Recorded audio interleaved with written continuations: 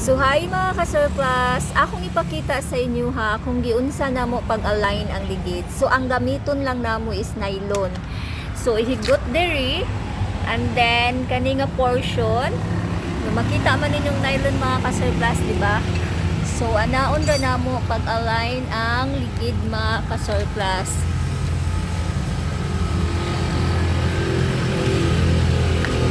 Nylon ra gid na siya ang ituyok namo sa tibuok ligid mga ka-surplus.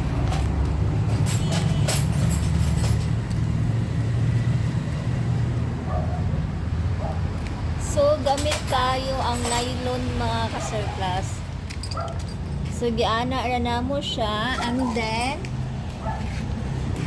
ang diri sa may manubila niya. So, mo na ang gibuhat namo sa alignment mga ka-surplus. And then, adjust po dayon diri sa ilalom para sa alignment na nga matarong ang iyahang ligid.